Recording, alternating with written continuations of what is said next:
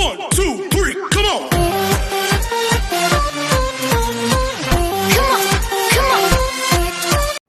Hello beautiful people! Welcome back to my channel. This is your Mama Sam. Hola mga amigo, amiga, kumare at kumpare. Kamusta kayong lahat? Sana lahat po kayo ay okay at safe ngayong araw na ito. At syempre kung ako naman ang tatanungin nyo, nakikita naman ninyo ang beauty na lola ninyo ngayon, fresh overload pa rin, di ba? Ganyan talaga kapag umiinom ka ng maraming vitamin C at saka syempre kumakain ka ng maraming hotdog. Dahil sa hotdog, naluloka ang beauty ng Mama Sam ninyo. So yon, so kamusta naman kayo mga amigo, amiga, kumare at kumpare? Sana lahat kayo ay kasing fresh at kasing ganda ng Mama Sam ninyo. Syempre marami tayong chika ngayon na talaga naman, naku po, magtataas ang kilay ninyo ng bonggang-bongga. Pero syempre bago tayo chumika, gusto ko munang batiin kayong lahat ng Merry Christmas! So, ilang tulog na lang ay Pasko na. So, ngayon ay nasa 19 or 20 tayo. Bukas, tapos ilang araw na lang, syempre,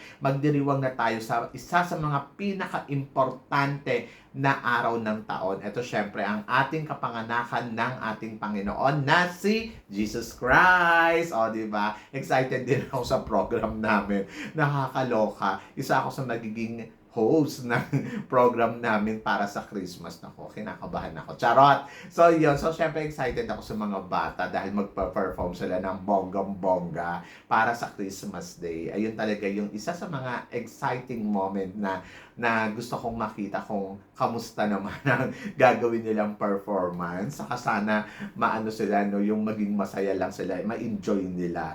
Anyway, so, syempre, gusto ko rin magpasalamat sa lahat ng laging tumututok dito. Araw-araw, lagi-lagi, shout out sa inyo lahat. And then guys, talaga yung puso ko ay nagpapasalamat ng taos sa inyo dahil alam niyo yun, sa support ang binibigay ninyo kay Mama sa vlog, maraming salamat. At eto na nga, Diyos ko, marami tayong chika ngayon na talaga naman, naku po, magtataas ang kilay ninyo sa mga hinanda natin chika ngayong araw na to. Kaya guys, huwag na nating patagalin. Para sa unang chika, Mama Sam, tingin mo, Miss World, mapopostpone na naman ba to sa susunod na taon? Dahil nga, di ba, nabalita nga na dapat December nga magaganap ang 71th year ng Miss World dahil postpone sila sa February 3 na ang arrival ng mga kandidata at ang kanilang finals ay sa March 2. Ang tanong, talaga na bang go na to? So ako masasabi ko, sana naman mag-go na ang Miss World kasi parang nakailang postpone na sila. Mahiya naman sila sa mga viewers nila kung meron pa. Ako nanghihinayang ako dito sa Miss World kasi nga 'di ba parang sa nangyayari na parang postpone sila ng postpone, tapos ang tagal-tagal ng pageant nila, parang paurong ng paurong. So, hindi ko alam kung ito ba sa February 2 ay talaga mag-i-start nga talaga ang kanilang pageant. I hope and I pray para sa pageant ng Miss World. Tsaka ang wish ko, dapat baguhin talaga nila yung kanilang sistema. As in talagang, yung alam mo yun, i-reborn nila uli ang Miss World ng bago. Yung bagong category ng paglalaban, di ba? Kasi para hindi ma-bored yung tao. Saka syempre magkaroon ng excitement. So maraming kandidata ang lumalahok dito sa Miss World taon-taon. And I hope this year, talagang mabago nila yung kanilang format. Ayun talaga yung importante. Yung eksena ba, yung bawat category ng pageant, sana mabigyan nila ng, katulad ba ng sa Miss Universe o kaya sa Miss International, na para ang kanilang pageant ay mapag-usapan ng bonggang-bongga. Kasi sa totoo lang, isa sa mga nakaka-boring talaga na pageant itong Miss World. Ewan ko kung a-agree kayo ha. But ako, pag nanonood ako ng Miss World, bored ako. Mas gusto ko yung Miss World yung mga panahon nila Rupa Gutierrez, na alam mo yun, na talaga naman parang maalam Miss Universe. Then sana maibalik nila uli yung swimsuit competition, yung mga ganon, di ba? So, ewan ko ba dito sa Miss World, ano ba nangyayari? Parang ano, kumbaga sa matanda, hindi na siya makalakad, guys. As in, talagang baldado na siya ng bonggang-bongga. But sana makarecover uli ang Miss World at makita uli natin ang ningning ng Miss World sa mga susunod na taon. O kaya kahit sa isang taon, sana mapagplanuhan naman nila ng maigi, di ba? So, yun. So, good luck sa Miss World. And then, para naman sa sumunod na chika, eto Mama Sam, pumuputok talaga ang balita. Miss Earth. Talagang nagniningning na siya, na shine like a diamond star. So ako para sa akin, syempre natutuwa ako kasi nababalitaan natin na una nga, ginanap nga sa Vietnam. And then, sa susunod na taon, ang bokal-bokal ng National Director ng Miss Earth Thailand dahil talagang sinabi niya na ready na daw ang lahat para sa Miss Earth sa susunod na taon. Andiyan na yung tawag dito, may sponsors na daw, may money na daw, may location na daw, wala daw problema. Go na daw talaga ang Miss Earth para sa Thailand sa 2024. O, di ba? So, pangalawa, sa South Korea, interesado din sa Miss Earth. And then, ang Myanmar, interesado din sa 2026. At saka, ang Indonesia naman para sa 2027. Ang bongga, di ba? Kung ito talaga ay ang plano ng Miss Earth na palaguin ang kanilang pageant, at ito na nga, lumalabas na sila ng bansa. So, nakakatuwa naman. Kasi, di ba, dati, puro sa Pilipinas lang. Philippines yung host country. Ilang dekada yata na puro Philippines. Parang sa buong, sa 2 dekada nila, parang isang beses lang to lumabas or 2 kung di ako nagkakamali. So, ngayon, eto na. Syempre, marami na nag-o-offer na bansa katulad ng Thailand, South Korea, Myanmar, Indonesia. Ang masasabi ko sa Miss Earth, wow! Bongga! Sana baguhin din nila yung category ng pagpili nila doon sa competition nila. Kasi, totoo lang, kahit pa magpalipat-lipat to ng ibang bansa, kung hindi naman nila babaguhin yung mga, halimbawa, yung bawat aspeto ng pageant, or sana dagdagan pa nila ng konting ingay, yung konting labanan talaga, para at least, di ba, maging ano naman yung Miss Earth. Sayang naman kasi, ang bongga pa naman ng Miss Earth, ang dami pa naman sumusubaybay dyan. Charot! So, hindi, ibig ko sabihin, ang gagaling ng mga nananalo dyan. And then, di kalibre yung mga kandidatang sumasali. And then, kung ito ay bibigyan nila ng talagang eksena, ay nako, winner ang Miss Earth. So, di ba? So, good luck and congratulations ngayon pa lang sa Miss Earth. At ito ang sumunod na chika, Mama Sam. Syempre, maputok nga na balita na ang Miss Earth ay gagawin sa next year sa Thailand. So, tingin mo, Mama Sam, ngayon taon na to, mananalo kaya ang pambato ng Thailand dito sa Miss Earth 2023? Syempre, kung business matter, parang syempre dapat pasipsip yung organization dito sa sa organization ng Thailand. Pero kasi kapag ginawa nila yan, parang hindi naman na credible yung Miss Earth, 'di ba? Parang binili na yung corona at doon gagawin sa ano. Mas gusto ko pa rin syempre na makita natin na lumalaban yung pambato nila. At kung deserve manalo, bakit naman hindi? Pero kasi si Cora, in fairness naman sa kanya, yung caliber na meron siya, tama lang naman yung timplahan, yung galawan na ipinapakita niya dito sa Miss Earth. And then, yung kanyang communication skills, talagang kabugera din naman ang com skills neto. So, parang ang nakikita ko, kung mabibigyan siya ng chance talagang makarating sa dulo ng competition, nandoon na yun sa kandidata nila kung paano niya ilalaban ang bansang Thailand dito sa Miss Earth Competition 2024. And then, nasa sa kanya yan kung anong eksena ang gagawin niya para masungkit niya yung corona. But kung galing ang pag-uusapan, isa siya sa mga maituturing mong magaling at hindi imposible na masungkit niya yung corona. Kung manalo man to si Miss Thailand dito, hindi dahil dahil i-held ang Miss Earth sa susunod na taon sa Thailand. Nanalo ang kandidata nila dahil naniniwala naman ako na isa sa mga magagaling na kandidata na nagko-compete ngayon dito sa Miss Earth. So in fairness naman sa Thailand, young, fresh, and then intelligent talaga ang ino-offer niya dito sa competition na to. Yung alam mo yon, yung parang kahit kaganyan-ganyan lang siya, 18 years old, but nakikita mo talaga yung kalibre niya, pumapalo ng todo-todo. Diba? So, just good luck sa kanya, sa kanyang competition dito sa Miss Earth 2023. O, diba? So, ay nako, wala naman akong masabi. Kasi, parang feeling ko naman, palaban naman yung kandidata nila. Speaking of Miss Earth, o, diba? Mama, sama naman masasabi mo sa ating pambato na si Aliana Aduana na naging Best in Bikini winner, 'di ba? So, ako masasabi ko, hindi naman imposible kasi naman sa kaseksihan naman talaga ng ating pambato. Pero kahapon, nakita ko sa botohan, di ba? Parang nangunguna doon si Vietnam. Paano niya nausagan? Iba talaga ang Pilipino kapag sumuporta, no? So, congratulations kay Liana. At least, di ba?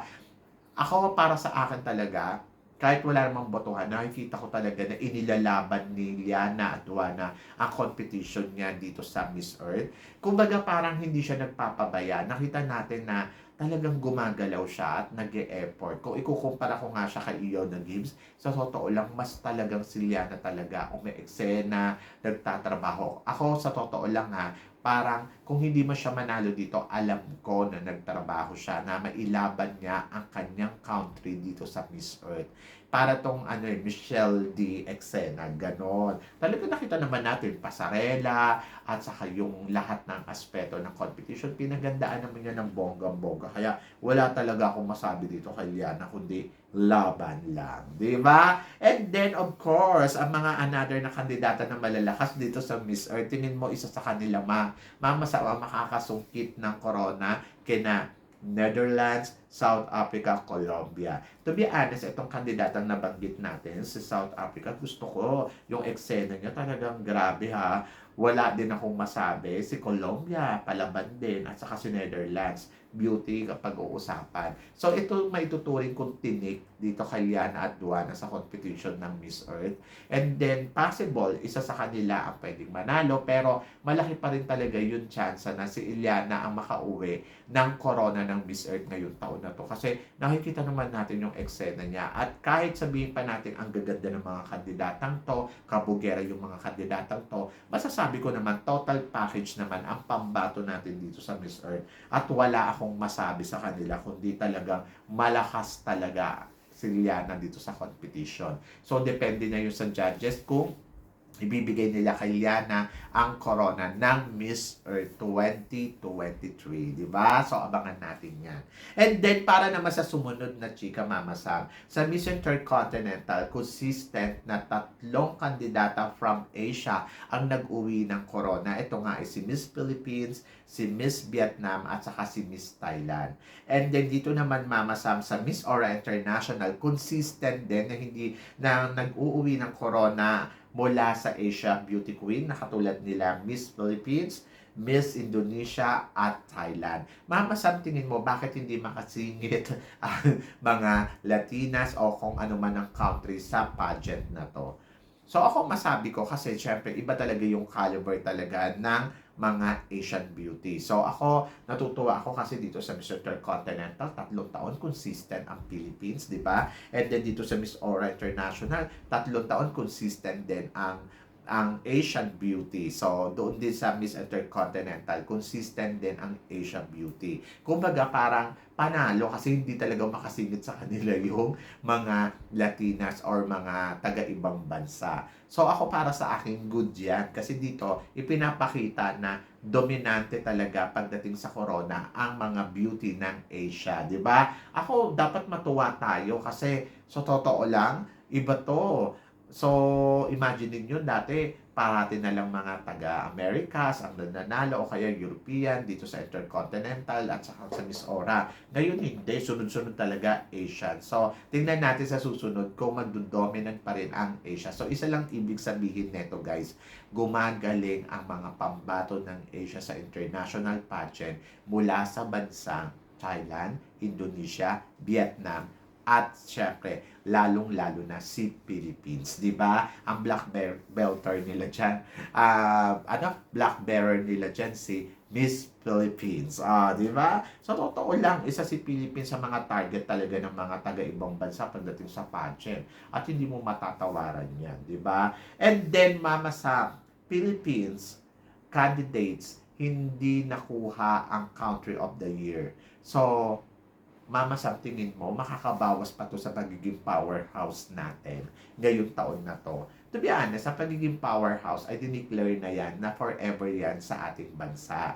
Kung meron mang madadagdag ng powerhouse country, syempre, doon yun sa ibang bansa. Kahit hindi naman tayo makasungkit ng corona ngayong taon na to, hindi ibig sabihin na hindi na magaling ang Pilipinas.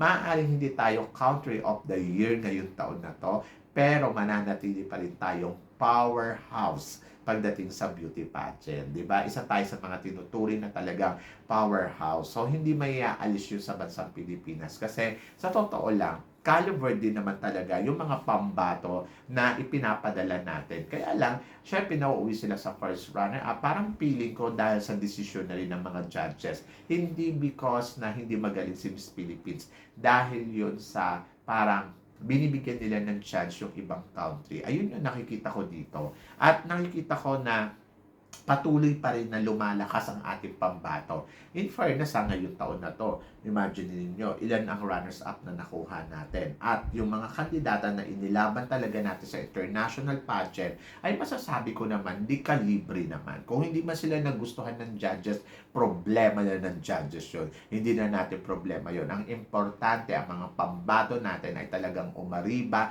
umarangkada ng bonggang-bongga pagdating sa international pageant. Diba? So, yun. So, para sa sumunod natin, chika, mamasama na naman masasabi mo, Miss Universe Philippines muli na namang magbabalik. So, yesterday nga, nag-announce nga sila ng kanilang bagong announcement na Miss Universe Philippines return. The return. Oh my God, syempre excited. Diba? Kung iisipin mo, sino kaya ang magiging bagong kandidata dito sa Miss Universe Philippines. Syempre, isa dyan sa mga tinitignan ko, yung mga magbabalik mula sa Binibining Pilipinas. Sino-sino ba to? At saka syempre, isa din sa mga inaabangan ko sa Miss Universe Philippines, yung mga kandidata nila na baguhan. Kung sino kaya yung bago nating madidiscover na pangalan na makikita nating malakas, makikipag-compete ng todo-todo. Ayan ang mga aabangan natin sa darating na Miss Universe Philippines. Kaya naman talagang masasabi ko, kaabang-abang ang Miss Universe Philippines ngayong taon na to. Lalo na syempre ang ating pambato na si Michelle D ay nakatungtong ng top 10 sa Miss Universe at hindi talaga basta-basta yung eksena na ipinakita niya dun sa Miss Universe, di ba? Kaya ngayon parang feeling ko talagang kailangan yung mga kandidata na sasali dito sa Miss Universe ay makuha natin or mapantayan nila yung performance talaga ni Michelle D sa ipinakita sa buong taon niya bilang isang reyna ng Miss Universe Philippines. Imaginein mo kung paano naghanda si Michelle D, kung paano siya umiksena sa Miss Universe, at higit sa lahat, syempre, yung nakuha niyang journey. Nakita naman natin na talagang kaliwaan din yung pagmamahal, yung suporta na binibigay ng mga tao sa kanya. So, yun. So, hindi ko lang alam kung ano ang ipapakita ngayon ng mga bagong kandidata dito na lalakok sa Miss Universe Philippines. Pero syempre,